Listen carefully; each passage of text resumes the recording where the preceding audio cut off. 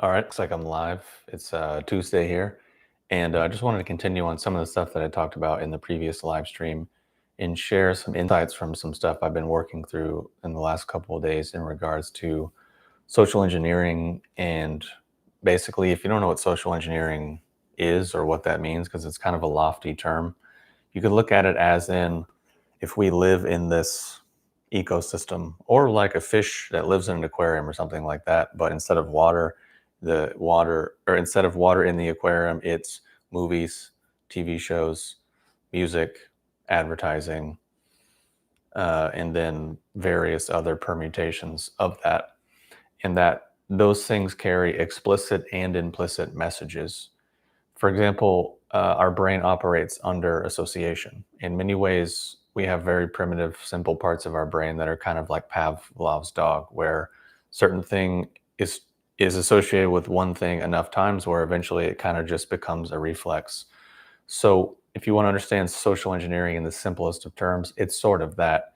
And especially in the West, primarily America right now, and over the last 10 years or so, it's really, really ramped up.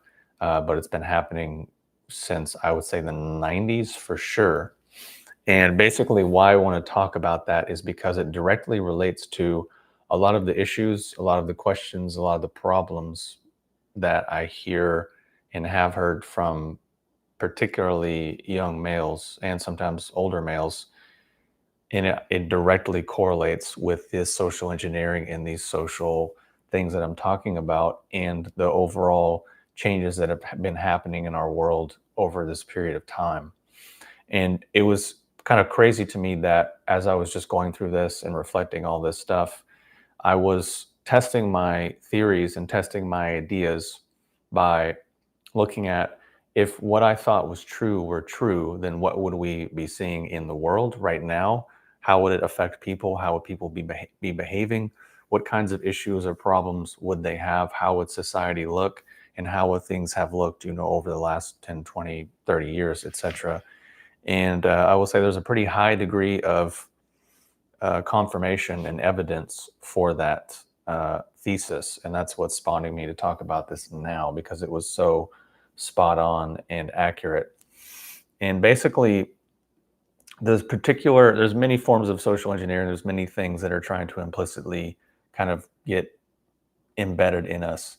But the one I want to talk about today and the one I want to focus on is this pattern from movie and TV shows and even music and stuff and even commercials of males always being portrayed as kind of bumbling idiots, and then having any type of traditional masculine quality be portrayed in a negative light, whether it being they're just an idiot and they're incompetent and like, oh my god, what am I going to do? They're kind of like a Homer Simpson, Peter Griffin sort of character, or on the other extreme, it's they're obviously very they're just a bad person, right? So it's just sort of these two caricatures that are presented, and people might think it's just movies, it's just TV, it's just entertainment, it doesn't matter, but it does actually, because the way our brain works is through association, and these things shape the world that we live in, the images that we see, the shows that we watch, especially when they carry emotional messaging.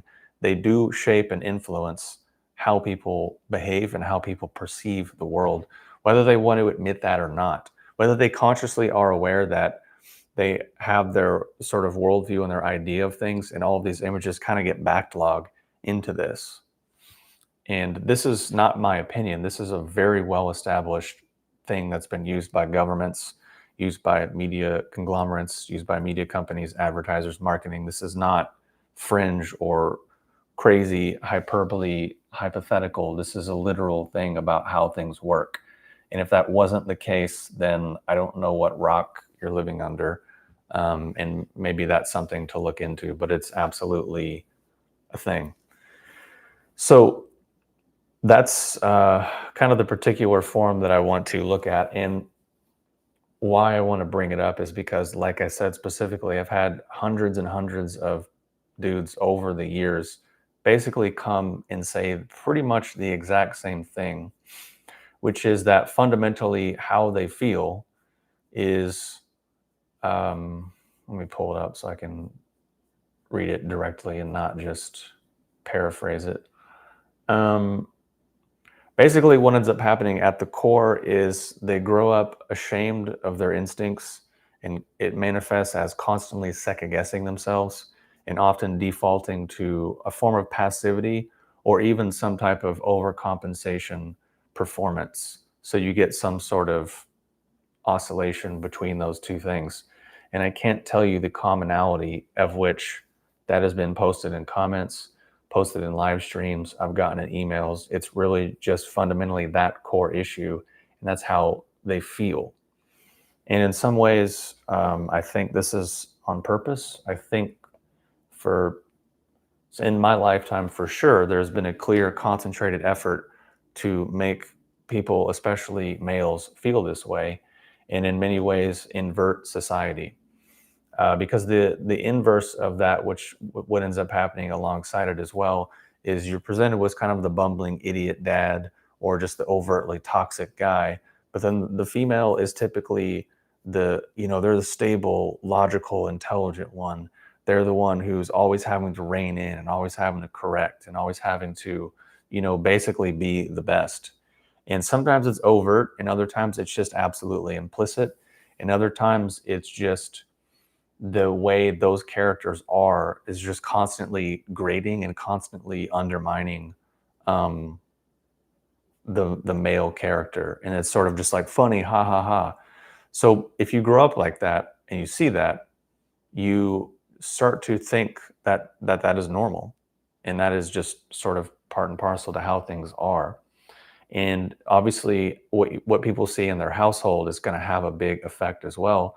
But also, the fact of the matter is, especially nowadays, most kids in America are growing up with single moms and very much reflecting these sorts of dynamics because the predominant mindset of men and women right now, especially in America, is really inverted. And the thing is, I personally also used to really believe like that. That's sort of how I grew up. I grew up in a conservative, traditional sort of normal middle of America thing. And I thought, oh, well, I just believed the stuff that you hear from your, progressive teachers at school that's all bad, and that's all toxic, and that's all mean. And you're a guy, so you should apologize for your existence. And you're guilty by default, but you're constantly having to apologize because all of these situations and stuff are already pre-framed, that you're at fault and you're the villain, and you're kind of always constantly doing it. And that isn't necessarily always overtly said, but it's, again, like these sitcoms, like these movies, like these TV shows, like the music, it's in the subtext and it starts to be there. And if you're young, your brain isn't developed. You don't have the historical backlog. You don't have the life experience. You don't have the critical thinking to really process it. It just goes in and it becomes a thing. And then that, in essence, sets people up for failure. And I think I've talked about this, of course, in terms of dating dynamics and things of that nature. But my honest, real opinion and projection is that a lot of people just genuinely do not have the internal mechanisms to actually form successful, long-term, harmonious relationships. And that's, I think, by design, because of all this social engineering stuff that I'm talking about.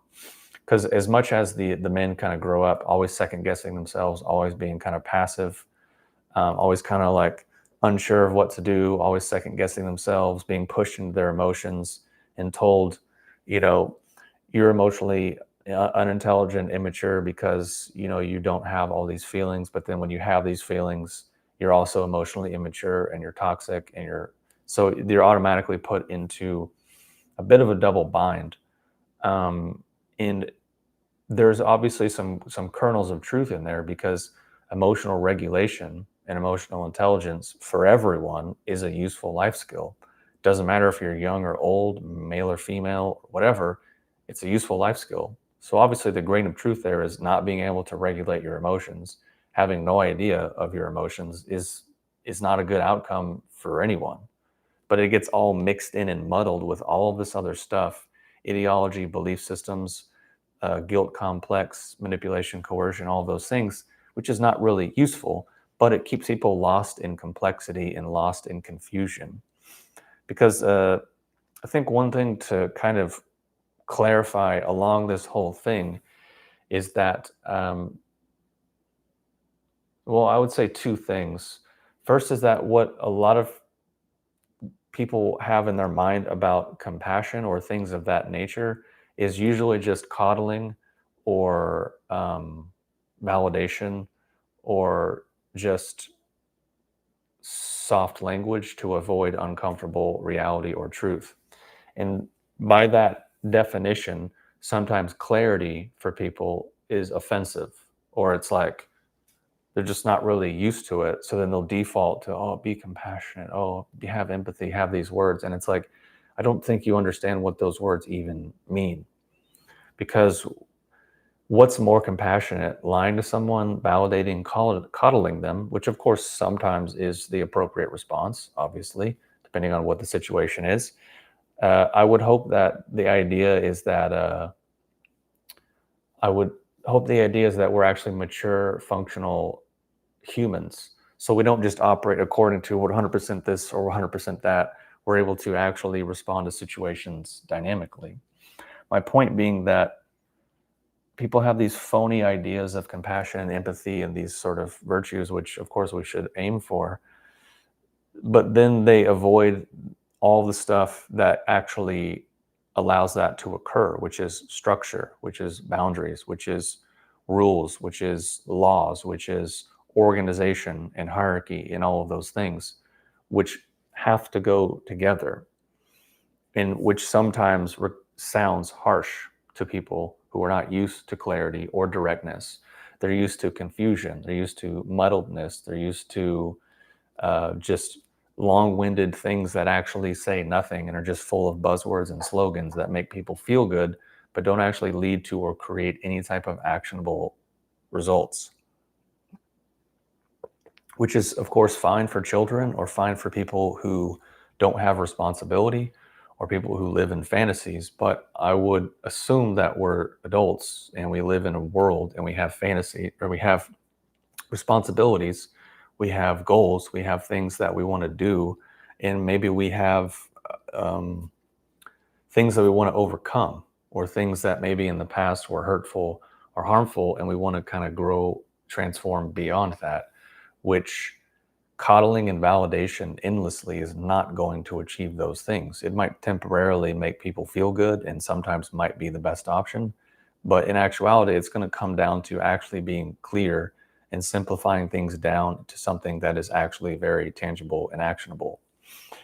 And if what I'm saying isn't true, then why would the immediate default response whenever a lot of people encounter anything clear is, oh, well, it's complicated. Oh, it's nuanced. Oh, it's not that black and white. Or, oh, that feels like a generalization. Or, oh, that's a broad term.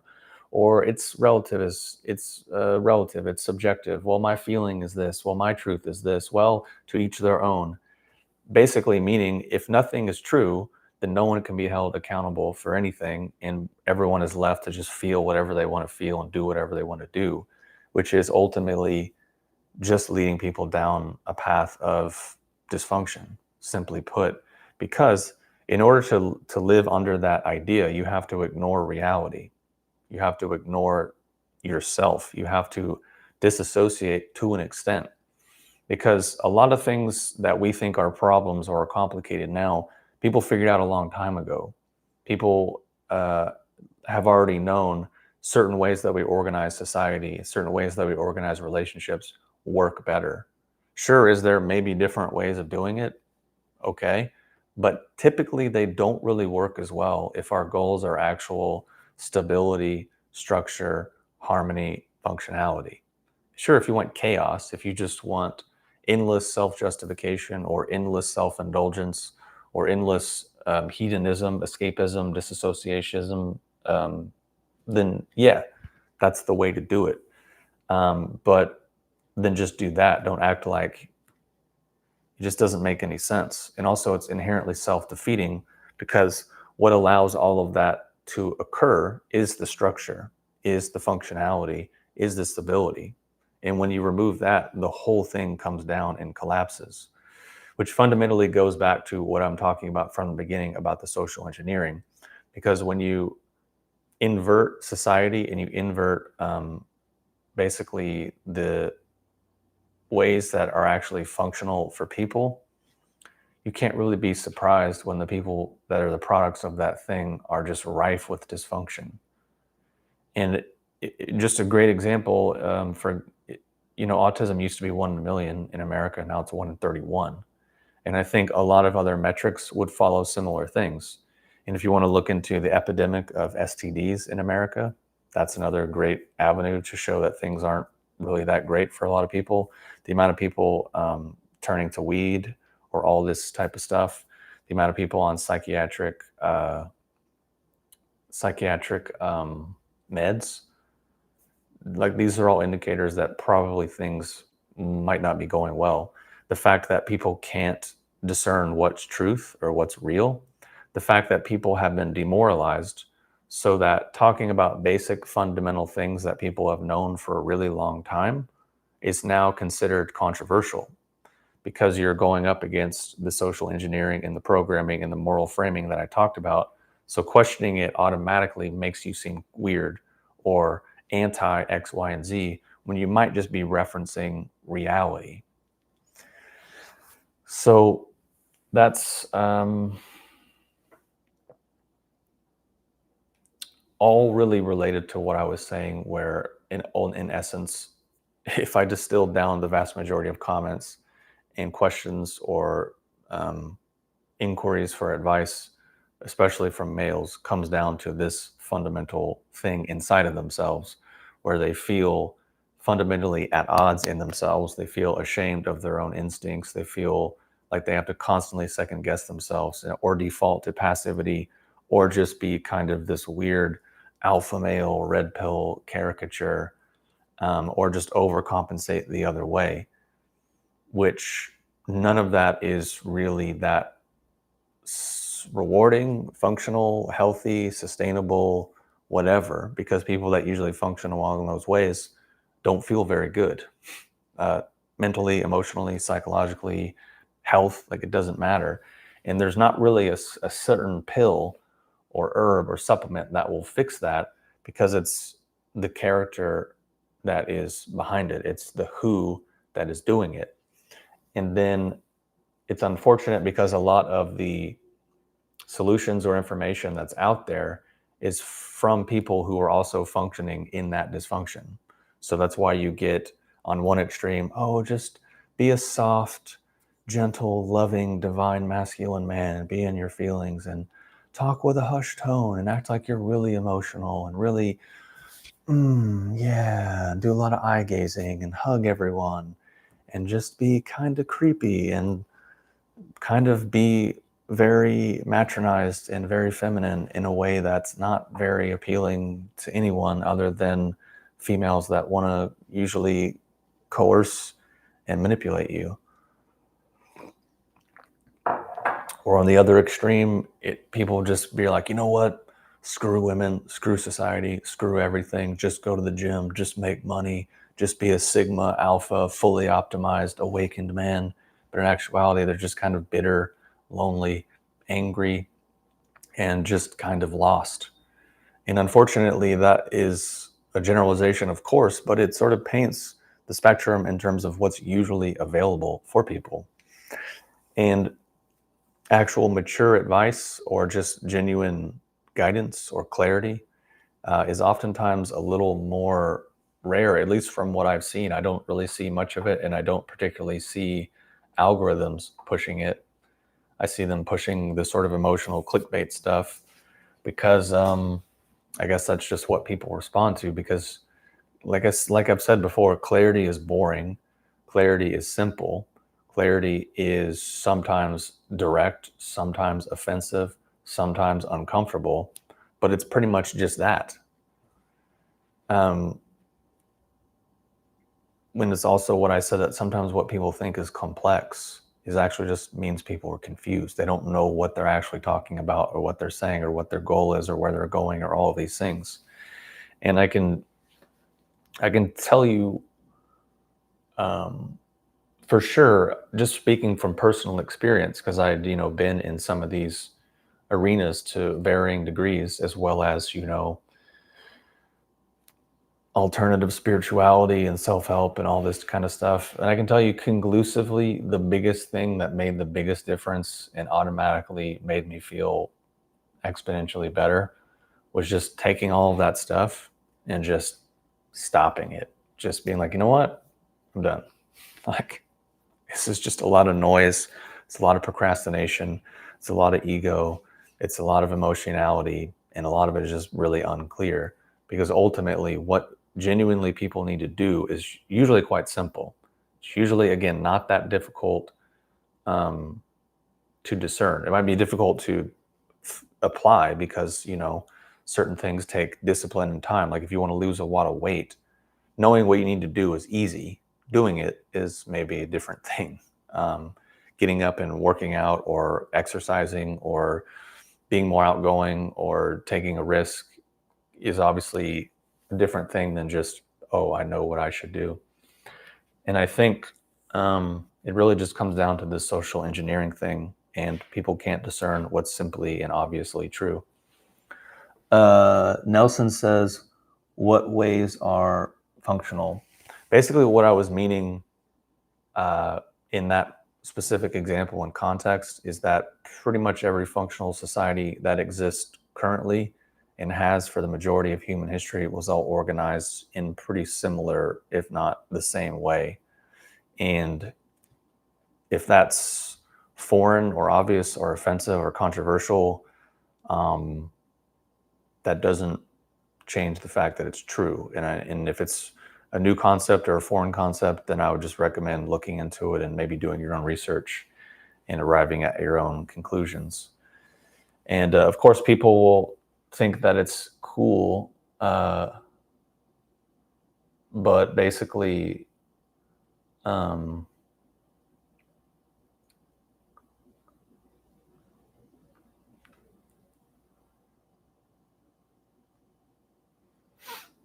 on a second.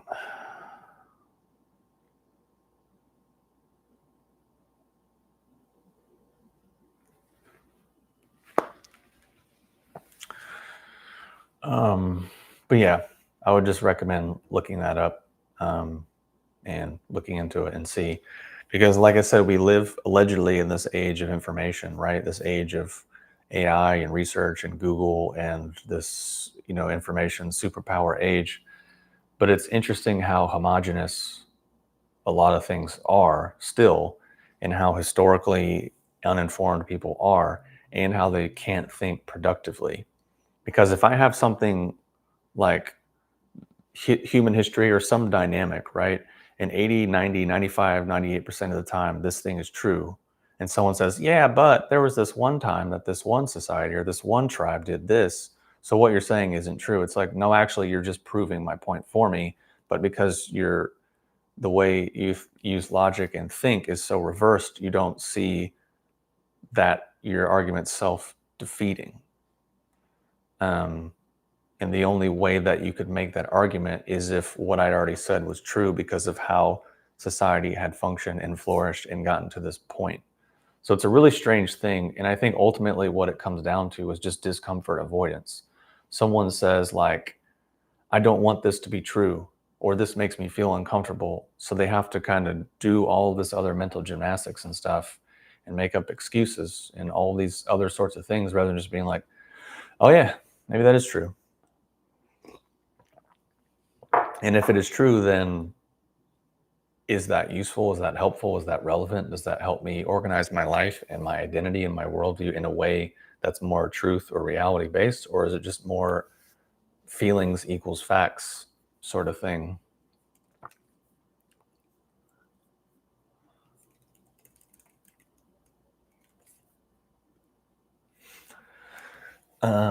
So yeah, I think that's pretty much all I had outlined for this. And I don't really want to go on too long, but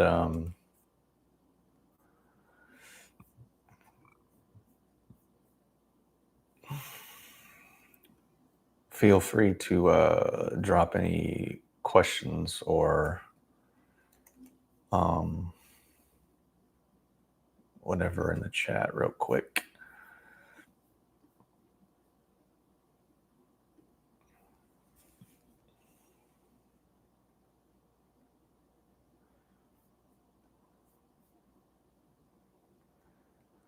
I guess the other thing too is the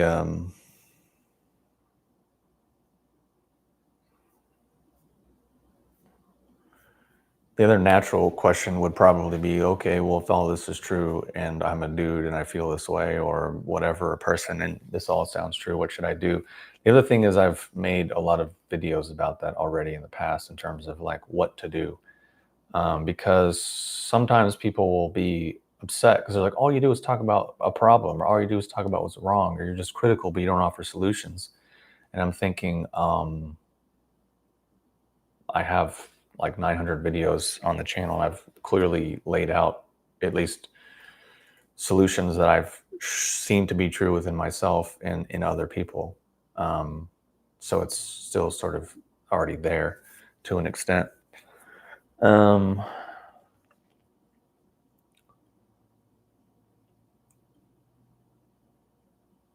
Rakesh Gupta says, hey, I have been consuming nettle seeds. How is it different? Well, it's not super related to what we're talking about, but we can go ahead and come back to that in a minute so we can stay on topic here. Matt says, I call this phenomenon that you're speaking of the false paradigm, and I believe it's intentional. Yeah, I think it's just sort of taking things that are obviously true or have been true for a very long time and just sort of inverting it to confuse people, so that basically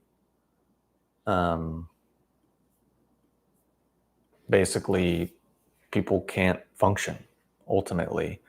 Because I raised this question, I don't know if I talked about it live, but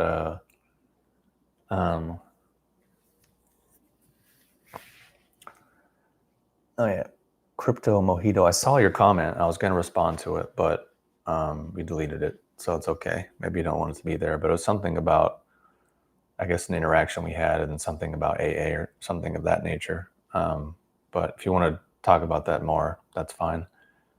If you don't want to, because it's obviously like a public live stream, that's understandable as well.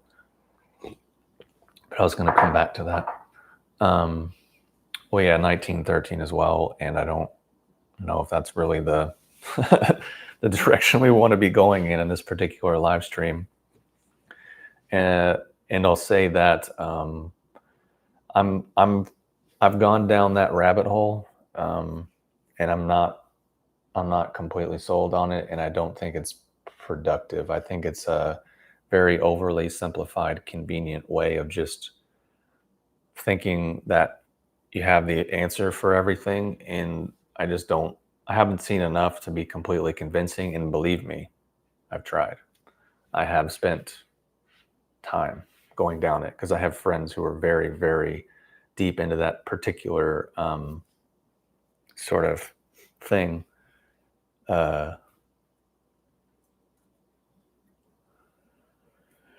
Crypto says, you once advised about the quest to quit drinking. In retrospect, you summarized the first 3 steps.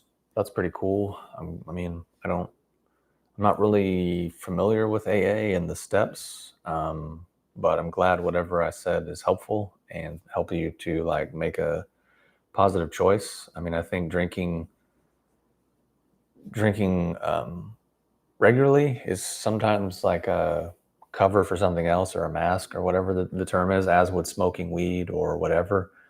And sometimes people need it to survive, but I think there can be obviously a big opportunity cost that comes along with that. So hopefully you're able to, work through that and get to a better place. And which is also funny because like I've never really, I don't know if I've ever even been drunk, to be honest. I never really even drank very much.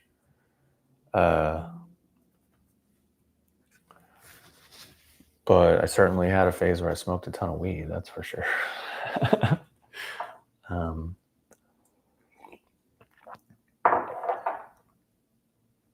But yeah, remember what I was saying. Oh, what I was saying is that I had the idea that maybe it could be possible that this inversion of society and the social engineering could be one reason why we're seeing such a huge increase in neurodivergence and um, autism or mental illness of many different shapes and sizes, right? And then, of course, then there's the recoil of that, where people are like, we need to normalize it, we need to destigmatize it, which to an extent, I agree. I don't think anyone should ever be discriminated against or put down if they have something going on in that degree. At the same time, I don't think we should glorify it or act like it's some achievement to have a mental illness or imbalance of some type. I think this kind of the same thing about even people's sexual orientations or whatever. Personally, I'm more like live and let live. And if no one's getting harmed and everyone's consensual, then let adults do what adults do. That sort of bias or whatever always seemed a bit odd to me. But at the same time, I think elevating it to this glorified status and acting like it's this, triumph of human development and human evolution and human achievement of society, that also seems a bit weird. I mean, I don't know, inventing something that genuinely helps humans or solves a problem or is an amazing piece of art, I think that would be maybe what we should be sort of looking at. Someone who's, genuinely competent and high level and functional. But a lot of stuff in society now is just learned helplessness and a rewarding dysfunction. Because again, the fundamental conditioning is that anything foundational, anything functional, anything organized, anything structured is inherently bad, evil, or oppressive. Even though the fact of the matter is, oftentimes, usually it's not. And if it is, within that structure, there's also built in mechanisms to where that person or that group is usually pruned out pretty quickly by someone else. And the other fact of the matter is that people sort of overlook is that humans are humans. There's never really been a golden age. There's never been a time where everything was just perfect. Or if there was, it probably didn't last that long. So that just gets into a deeper conversation about, again, what humans are and what we're actually doing. Which if you actually go back to videos, I guess even 10 years ago, that's a lot of the stuff that I was asking. And when I was talking about whether it was scientism, religion, spirituality, all these different things, the fundamental question is like, what do you think a person actually is? And what do you think we're actually doing here? Those are great places to start. And usually those worldviews will reveal whatever they think the human is.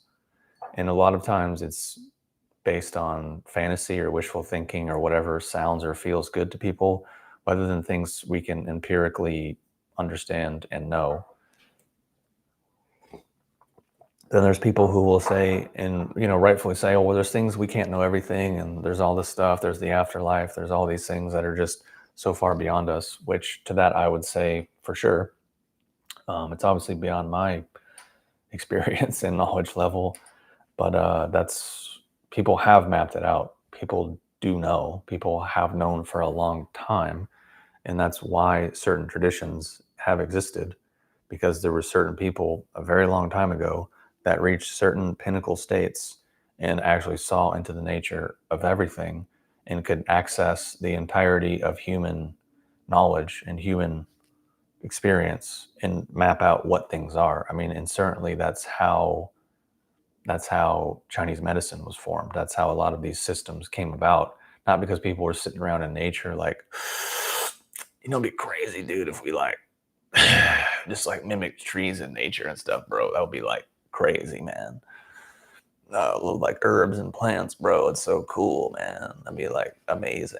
That's really not what was going on. These are people who were is probably so far above and beyond the level of functioning that any of us can even imagine or relate to. Or maybe it's just me. Maybe I'm an idiot and everyone else is just a walking, fully enlightened being such as that. Matt says, currently we're stuck here playing the monetary system game until we rot away. The thing is, I'm not inherently against the monetary system game. I think if you put feelings aside and you just look at the organization of human history, money in a lot of aspects of the system incredibly useful. It's saved more people and lifted more people up out of poverty. Sure, we're all still serfs to an extent. We're all still servants, but we're in essence the richest, the freest, and the most mobile that we've ever have been. And I think that people too easily gloss over that.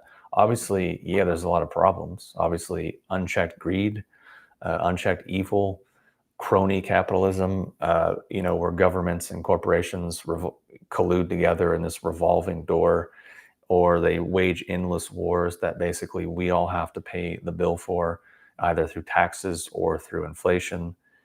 Yeah, then of course that's basically something that's diverged so far away from its actual roots, which again might relate back to your 1913 and also during the 70s when the US at least went off the gold standard.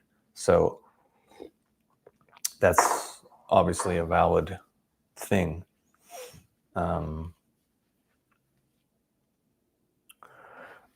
But yeah, it just also comes back to like, what can we really do as humans, and what can we really do with the opportunities that we have now versus how much time do we just want to waste feeling upset or complacent? Because, fundamentally, especially if you're a guy, fundamentally, it comes down to how valuable you are and how much value you create and put into the world. That's fundamentally what it comes down to. And that can take a lot of shapes, a lot of forms, a lot of sizes. But I can tell you, if you're a guy and you're more valuable to more people, your life will be very different than if you have minimal to no value and provide it to really no people. And Chris Rock had a funny sort of stand-up bit about that. I guess came out 10 plus years ago, where he just basically said that fundamentally only women, children, and animals were loved unconditionally, that men were fundamentally only loved to the extent that they provide something, i.e. value or whatever form that might take. And people could, oh, that's too simple. Oh, that's a generalization. Or, oh, it's not true. Oh, no, that's harsh. That's mean. That's fill in the blank. Yeah. Well, for one, it's a joke and it's using language. So by the nature of speaking anything, it's a sort of generalization. And it's not really a valid critique, because there's boatloads of examples, not to mention people's genuine life experience that would show that it's actually true, not to mention probably the life experience. And I think it was maybe his divorce that made him see the reality of the situation. And again, people can follow that, to endless rabbit holes and be bitter or go angry red pill or whatever. But there's a certain obviously underlying thing there.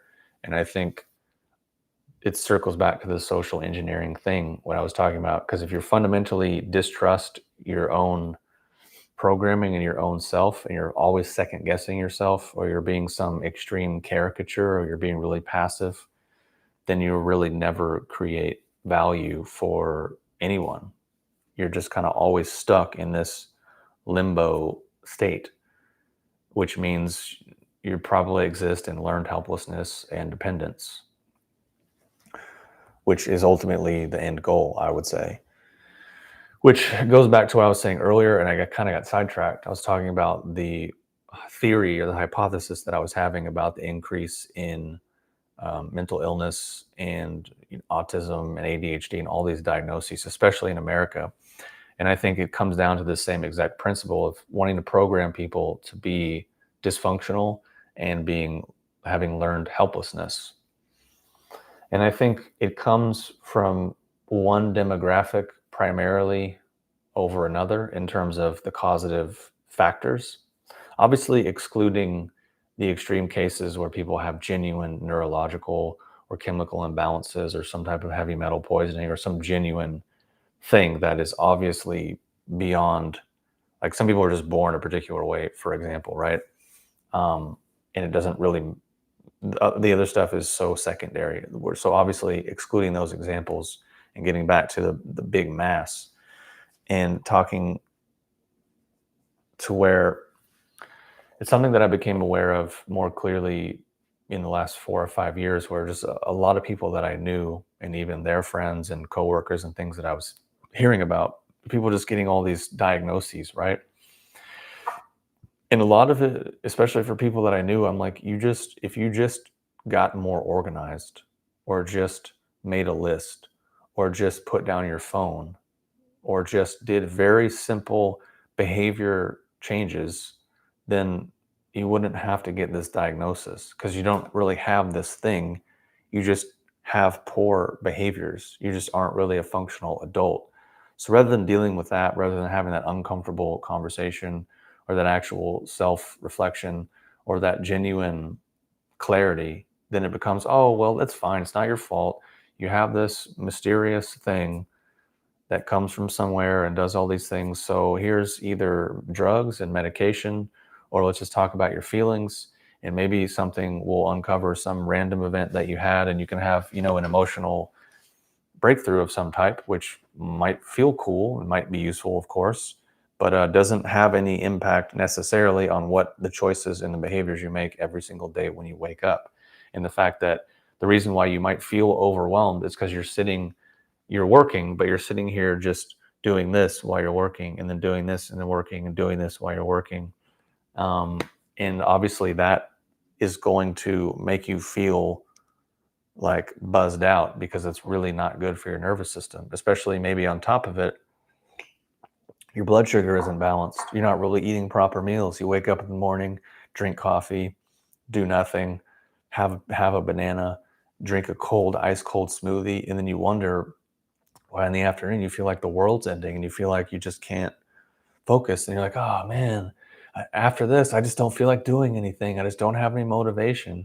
I know I need to clean my room, but I don't feel like it. It's like, yeah, you don't really have necessarily a huge disorder. You might just have a bunch of bad behaviors and bad choices and poor diet, poor blood sugar modulation, and that's why you feel bad.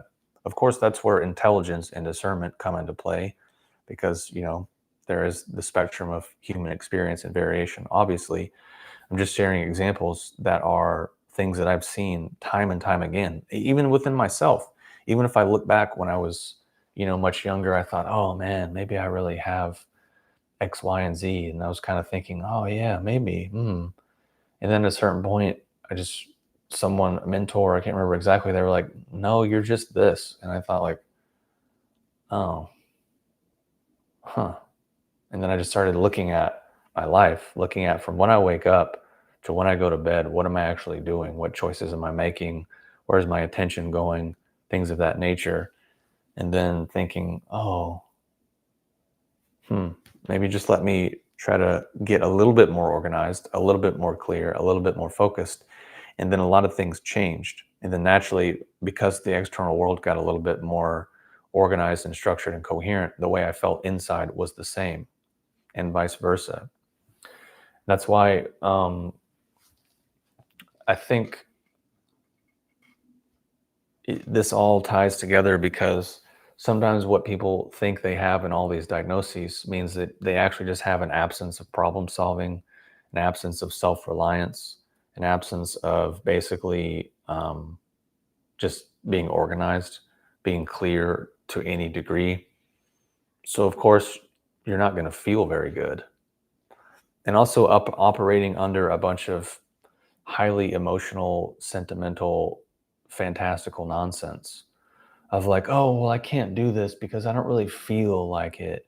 I just didn't feel, I wasn't inspired. I need to be inspired. I need to be passionate. I need to be alive. I need to follow my bliss. That's a load of nonsense. It sounds cool. It sounds cool for people who maybe smoke a lot of weed, or people who are really feminized or really matronized or really immature to some degree. But at the end of the day, discipline and focus trump all of that, period. And that's where ultimately, when I made videos in the past criticizing self-help and personal development and all this inspiration, passion industries, I'm like, dude, it's really not that complicated. Figure out what you need to do and then do it regardless. That's called focus. That's called discipline. That's called having structure. And that's where people like melt down and collapse, because passion and inspiration and emotionality is pretty useless, to be totally, absolutely honest with you. At a certain point, it just gets in the way and it just gives you more instability versus being able to just wake up and do the same thing every day because you know you need to do it, or you want to do it, or it's taking you somewhere you want to go regardless. That's really what it comes down to. And that would have been what I'd hoped is what we should have learned when we were kids and teenagers. But instead, we get sort of the opposite. People are overly mothered. They have the helicopter parents. And in essence, because of the inversion that I talked about from the social engineering, the structure, the stability, the clarity, the higher principles, the organization, the focus, sort of the oomph is just not there. And that's why a lot of people, their lives are very mushy in really simplest of terms. Their mind is mushy. The way they speak is mushy. The way they think is mushy. The way they feel is mushy. And of course, then the outcomes they produce are also mushy because of this inversion social engineering stuff that I'm talking about and have been talking about quite a lot over however many years, because it is a problem and it's only going to get worse. It's not just going to magically change overnight. Because the other response, people, oh, just be optimistic. Don't be mean. Just have good thoughts. Just be positive, man. Just be optimistic. Why are you so negative? Why are you so harsh? Why do you care? It's not that serious. And I'm like, well, okay, deny reality. I mean, talk about something completely unrelated to what we're discussing here. That's, your prerogative and free will. Doesn't change the fact that all these things exist in the real world and will continue to exist in the real world and will continue to produce results in the real world. And they just don't magically change overnight. It's not like people are just going to wake up one day and be like, you know what? Boom, I'm a completely different person. And now at scale, millions of other people are completely different. And we're all just going to change the world instantly. That's not really how things tend to happen in a productive way. And if that sounds controversial or weird, look at any positive change that you personally want to make in your life, or that you can observe other people make in their life, whether it's losing weight, getting in shape, getting over an illness, getting over a disease, getting over some emotional thing. It's this weird thing where you can injure yourself in a second, but it might take you a decade to heal from it. Like, it's a similar pattern in society. Like, certain things, yes, could change, but also the fact of the matter is, if millions of people, 30, 40, 50 million people, are raised with dysfunctional programming, and by all accounts and all estimations and all metrics that, the vast majority of those people will be single and childless in the next 45 years. But then again, the only way people can justify that is to just deny reality. Oh, well, we don't know that. We don't know what's true. We can't know that. Well, I mean, we exist on a social media network on a computer, so clearly we can know things. Like, if I drive down the street and the speed limit is 50 miles an hour, I know the speed limit is 50 miles an hour, and 50 miles an hour is 50 miles an hour. If I were going 100 and I get pulled over and I'm like, look, man, why do you care? Why are you so upset about this? Why are you so rigid? 100 miles to me is 50 miles, to you, etc. So, like, what do you care about?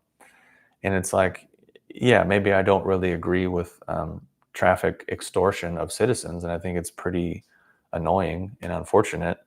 But at the same time, it's part of the compromise we make to have a functional shared reality. And it's like, I would be glad if people, cops were not extorting regular citizens because they were going 3 miles per hour over the speed limit. But unfortunately, it seems to be in some part of just the organized reality. So that's what I mean. It's like people, oh, we can't really know what's true. There's no such thing. Okay, we'll start running stop signs.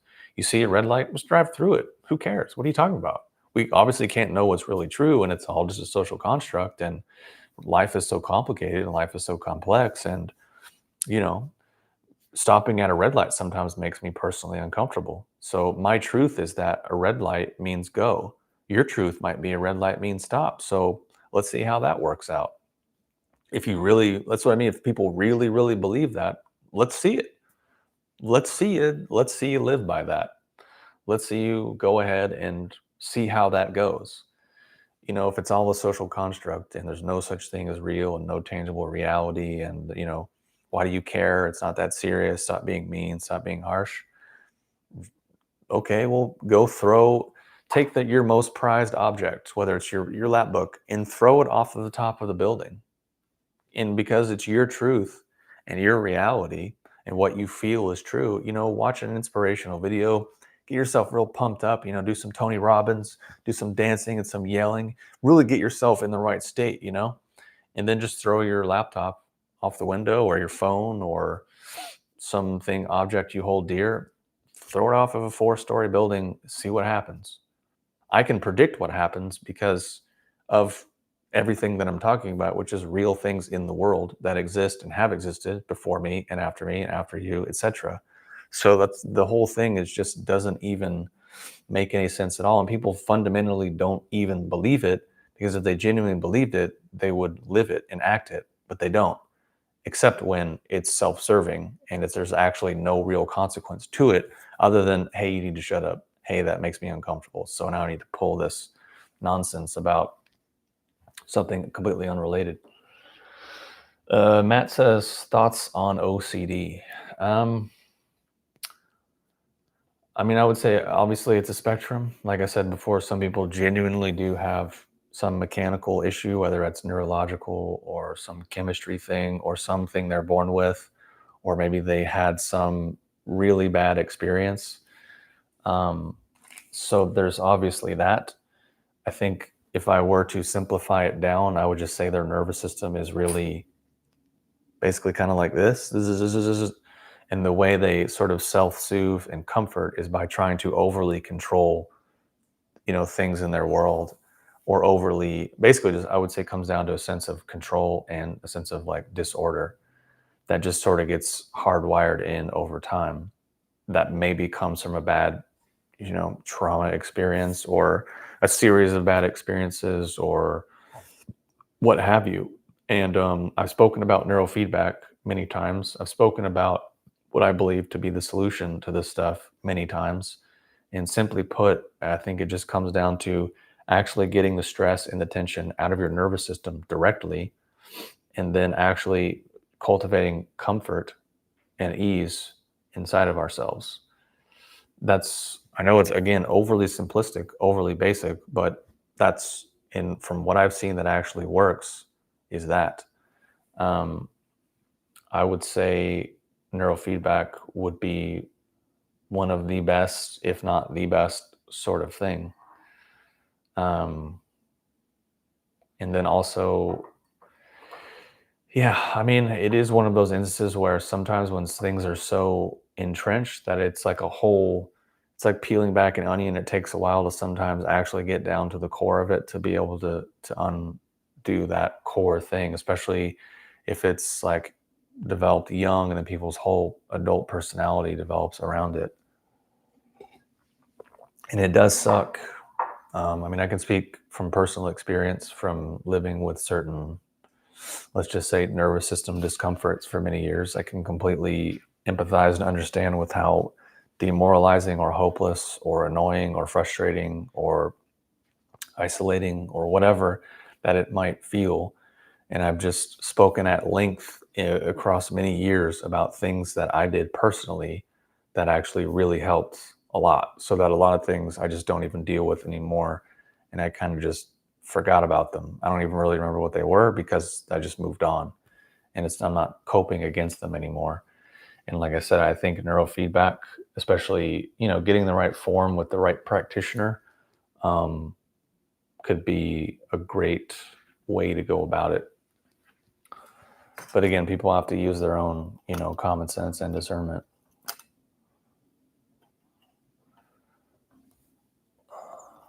Sorry, I'm just trying to adjust the incense burner here. But this wood is so resinous, it's like stuck. Yeah, sorry, I just got this incense burner going. And the wood got all resinous and it got stuck. Whoops.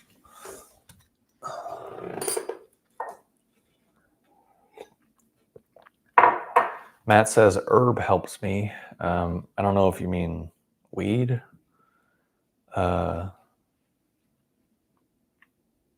But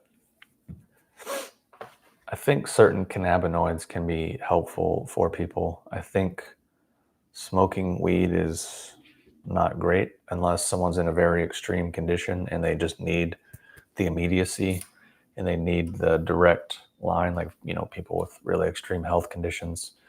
But I think smoking weed chronically, habitually over years really damages people, really gunks up their system, and oftentimes just gives them a really deep sense of disassociation that is pretty palpable. If I meet people who are chronic long-term weed smokers, it's pretty obvious. You can tell just by the way they talk and the way they think and what comes out of their mouth. And even just their mannerisms and such. Just like someone who's a chronic alcoholic, sometimes that's pretty obvious as well. But I do think certain cannabinoids can be very beneficial for people in like lower dosages and stuff. But I think smoking weed and taking a lot of THC is not a great idea.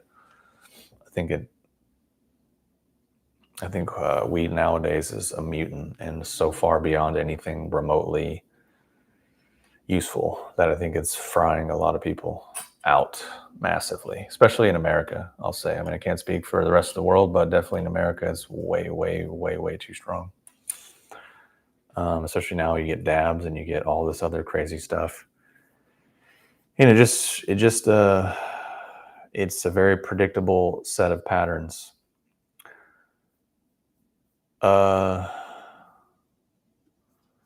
What characteristics you've noticed with people who smoke a lot of weed?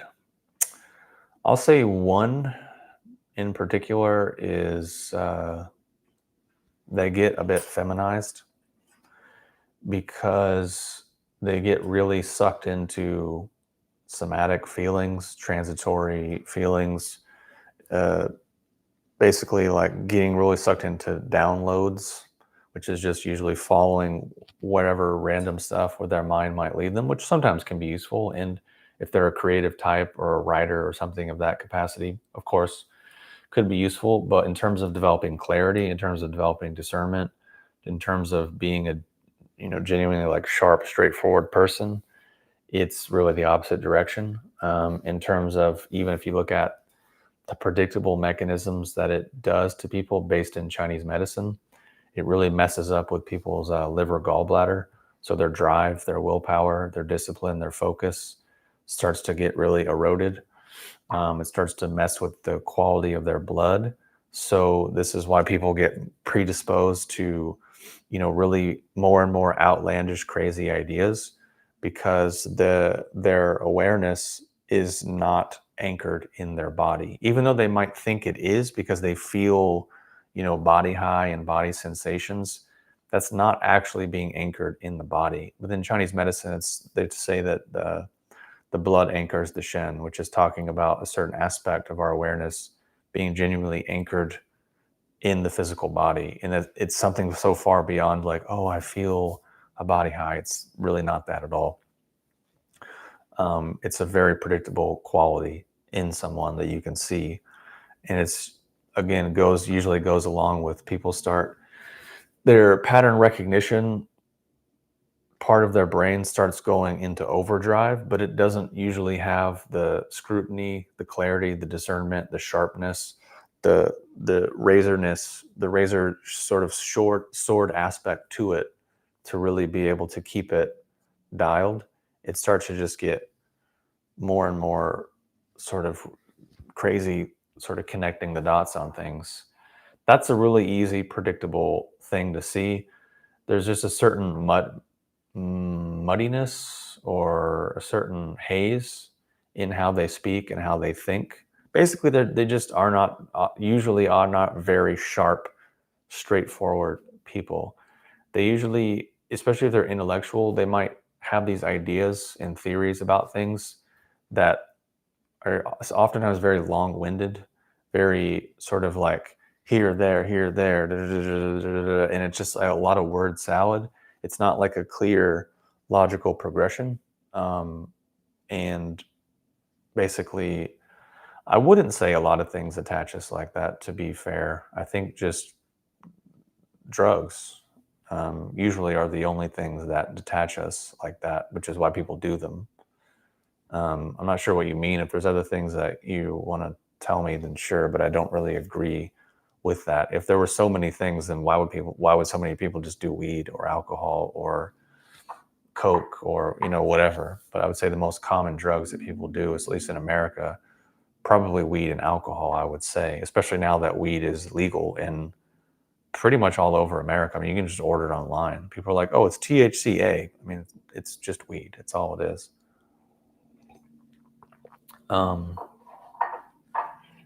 Yeah, I mean, I get what you mean in terms of, social media does kind of give people a certain effect, but it's not it's not on par. It's not level, not even equivalent to what I'm talking about with what chronic long-term weed smoking does to people.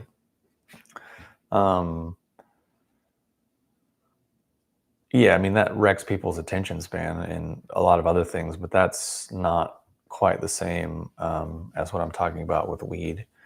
Unless they're maybe just doing it to an insane degree, sure. But I'm just saying, people that are chronic weed smokers, it's a very predictable thing. I mean, people that are chronically on Instagram or, doing the scrolling like you're talking about, that is also a thing that you can usually spot in people. Like, usually if you talk to them, you can tell they have like 20 tabs open in their brain. And then you can tell by their eyes and their body language and their demeanor, they're not really sort of there. They're just sort of like scrolling and scanning, or they're like kind of fidgeting, like their nervous system is just kind of like not settled. Or the way they talk about things is just very surface level, like talking points. And you can't ever actually go boom and then just follow something for a period of time. It's just sort of like chaos all over the place. So yeah, there is certainly there's certainly a noticeable effect, and you're definitely onto something with that. I'm just saying it's not really quite on par. I mean, at least not yet, for people who are smoking weed chronically, because that stuff really damages basically people's health. And I would say smoking it for sure is not good. But again, like I would say, as a mode of contrast, I do think cannabinoids can be very helpful, can actually do good for people's health. But things like CBD or CBG or CBC, for example, those in low dose, or yeah, I would say low dose, I think those can and obviously do good things for people. So I don't disagree with that, using that as a tool for, stress or pain or inflammation or, autoimmune conditions or focus. So many different things it can help with because of just how it's working with the endocannabinoid system, and then how that affects so many things in the body and how that regulates so many things. And then especially if people have trauma or things of that nature, or maybe unstable upbringings, actually their cannabinoid system can be all kind of wonky and thrown off. And just to be clear, from personal experience, like I've had phases in my life, end of high school, early college, where I smoked a lot of weed, in the sense of I would meet up with my friends and we would smoke 8 blunts, 10 blunts, meaning, big fat cigars emptied and full of weed across 2, 4, 5 people. We're talking 8 blunts, baked into a car or a room or something, which I would say is kind of a lot. Nowadays, I mean, the way how strong things are now, that might just be like one hit off of this crazy stuff now. But I just had periods of time where I would do that versus what I eventually did was getting the highest quality stuff that I could get that was at least clean, that where you break it up and it's not just like dust and obviously poisonous, and then just do basically like a one hit like vapor from something. And I would do that by myself. And this is when I started doing yoga and meditation. I would do like a big, yoga breath inhale of that vapor one hit. And that would sort of like give me the effect that you're talking about, where I would just kind of feel, oh, I'm normal. I can function. I feel more, social. I can sit down and write a paper. I can go to school and be engaged. Like I can play guitar for hours. I just felt like, okay. But it was just that tiny, tiny, tiny, tiny, tiny amount. And then eventually, once I got into reishi and, tonic herbs and stuff, I was like, okay, well, done with that chapter, and got into something much more beneficial, in my opinion. But now 20 plus years later, now that, weed is legal, at least all over in America, I think cannabinoids, like I said, CBD, CBG, CBC, and there's also CBN, which is like kind of more for sleep.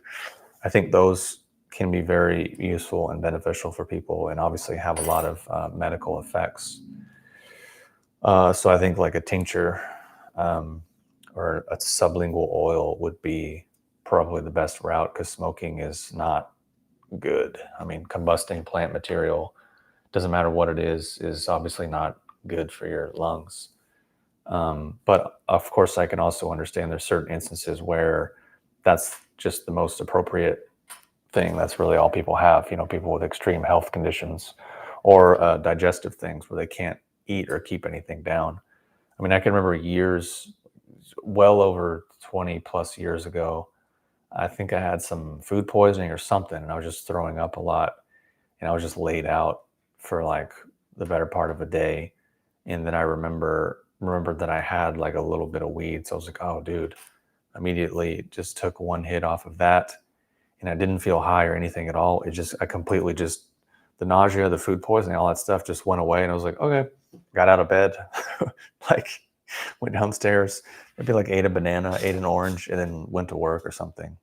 Like it was immediately like, okay.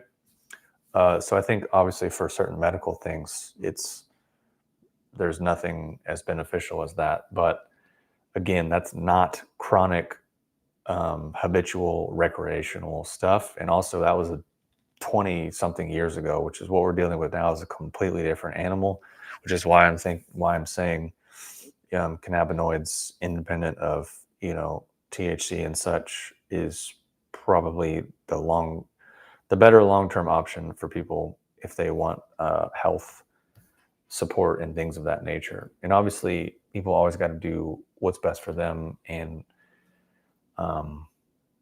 what makes the most sense for their situation ultimately. Because as much as I might say or think or feel or believe or arrive at certain opinions, ultimately also just pragmatist. Sometimes in life, there's just only bad options. So sometimes you have to just pick what's the least worst bad option or something. And I think that's just being a realist, being a pragmatist, and as contrasted with also being a bit of a idealist, whatever. To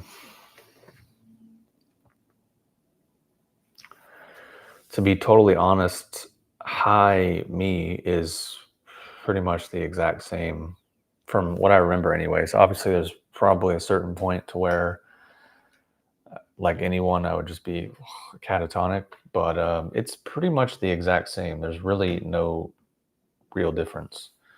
And like I said, I haven't been high in 20 some years, I guess, somewhere thereabouts. I mean, I've done CBD products, but that's not really getting you high. Last night and this morning, for example, I took some CBG and CBC oil, just experimenting with those in, again, low dosage. And I don't really, I would say the first time I took it, what I did notice was an anti-inflammatory effect. I noticed like my stomach, my gut sort of shrank down. And then I noticed muscle soreness went away a bit quicker because I've been training more hard, or more using more resistance, more weights, and then some running. Like today, for example, I went and did some sprints. So I think I'm going to incorporate that in my routine. But yeah, this 30% THC, yeah, dude, I would never touch that in my life. That is just absolutely insane. I mean, it's certainly a feat that you're able to do that without having a full-on psychotic break, but that is stupidly, insanely, incredibly high. Like, that's what I'm talking about. Is the stuff I did 20 years ago, way back then, was maybe 1% THC, 2% THC or something. And this new stuff in the world is completely insane. And to me, it's just a mutant. It reminds me of like when you think about factory farm chickens, how if you see an actual chicken, it just looks like a chicken. But then they have these factory farm chickens where their breasts are so big that they just like can't really even stand up, and they like can't really walk or function. That's what that kind of weed reminds me of. And I know they have way higher. Obviously, they have like dabs and vapes and resins and hash and all these extracts that could be, 99%. But I'm talking about actual flower. But if you're saying they have flower with 56% now, that's even crazier, man. Like, I'm not in that world, but last I heard there was only flower in the 30s, but you're saying there's flower in the 56%. That's freaking completely insane to me, man. Oh man, that's mind-boggling. Sorry, I'm just fiddling with some incense over here. I'm trying to figure out what I want to put on the burner. It's burned my finger. Yeah, 56% for flour. That is ungodly strong. Like, what is wrong with people, man? Like, I get it. People have this desire to just endlessly push and progress and move forward, but that is, I don't know, man. That's just a bit much. Just trying to decide which wood I want to put on the burner here. Even though I might be disappointed, but we'll see what I can do here. I actually don't even know if I can break it off. I don't think I can. No, it's just agar wood, I'm afraid. Boring old agar wood. Nothing too crazy. Or Hainan.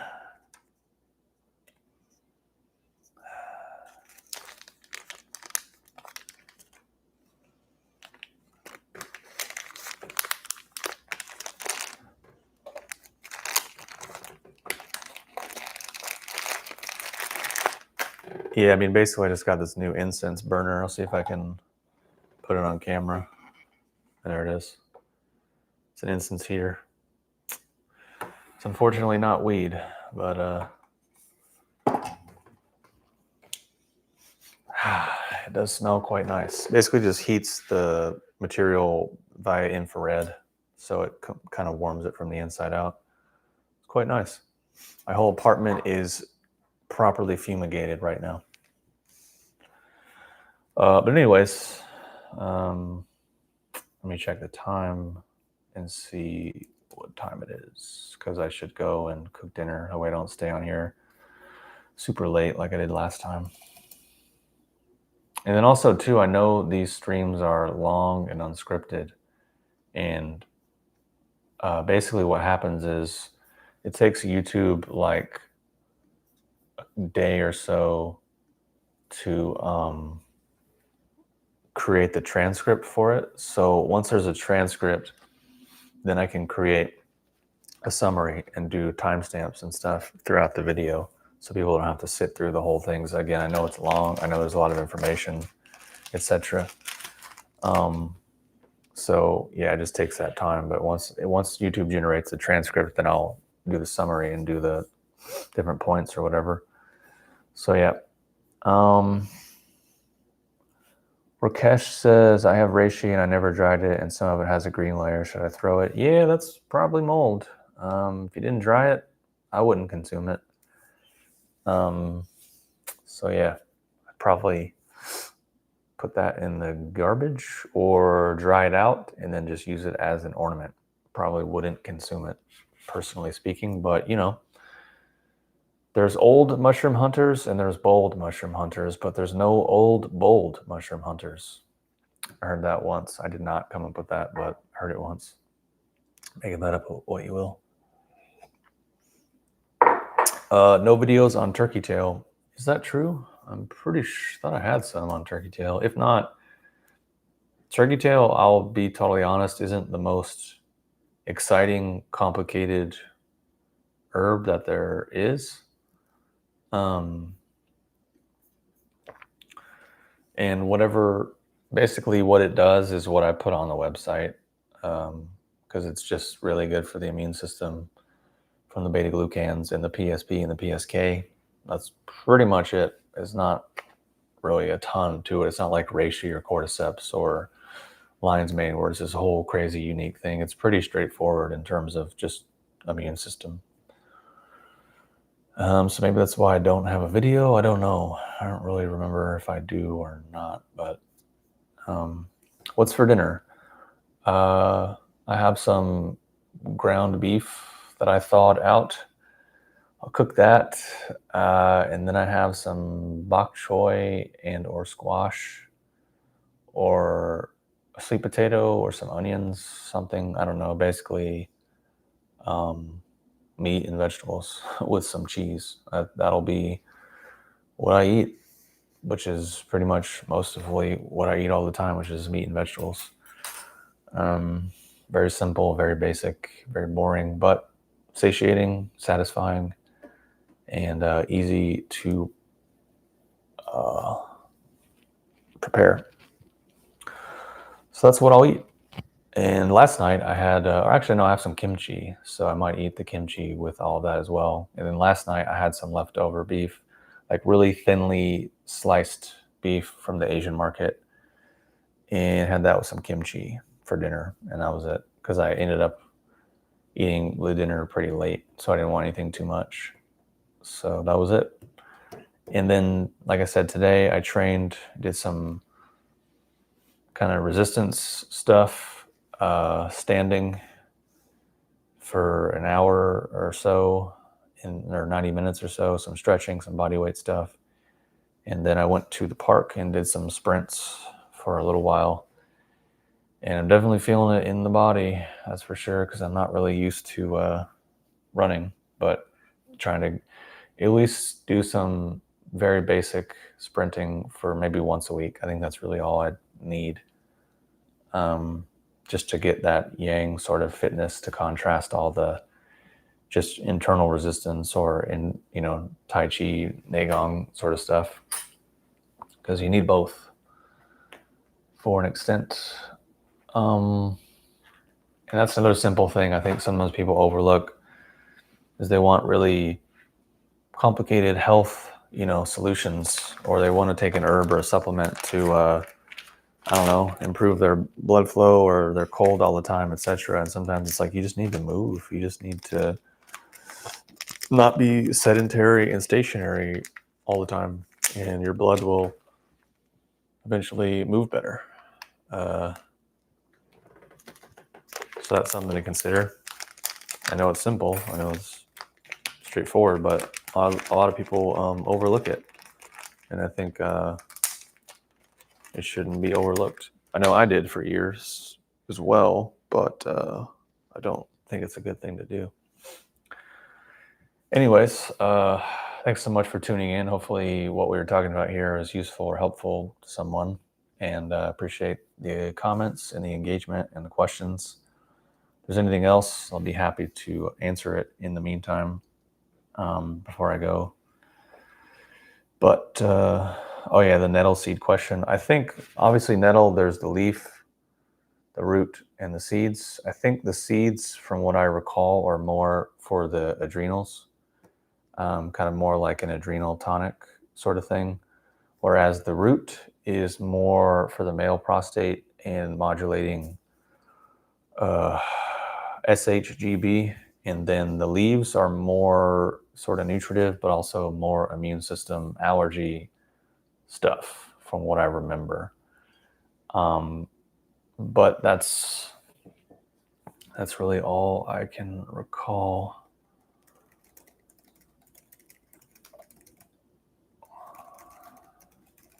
But I do recall being more targeted towards the basically kind of like a kidney tonic and slightly a gene essence tonic, basically, which seeds in general tend to lean that way, but in particular, light kidney, adrenal kidney tonic, basically. Just chilling with a broken leg. Yeah, that sucks. Really sorry to hear that. Been laying up for 3 weeks. Should be able to walk in 3 more weeks. Yeah, I'm sorry to hear that, man. That's sucks. But hopefully, you can be pragmatic and you get some benefit from the situation. Figure out what you can do, and still keep moving to some degree, even if it's just upper body, or even if it's just, I don't know, something. Something to make the most of the situation. So hopefully you're able to do that, or, catch up on reading, or catch up on learning, or catch up on doing something that you've been meaning to do. So yeah, that sucks. Let's see.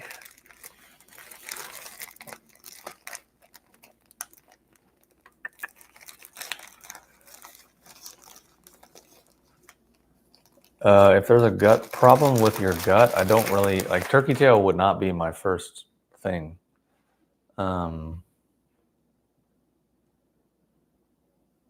So it depends on what the gut problem is, for one. But yeah, turkey tail would not be my first go-to. There's probably much better things depending on what the actual problem is, because gut problem could mean a lot of things, let's say. But yeah, anyways, I'll go ahead and head out.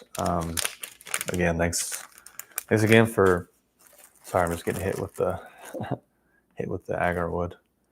Thanks again, for everyone that tuned in. I really appreciate it. And hopefully there's something useful. I hope you're doing well wherever you are on the old planet. And I'll see you in the next one.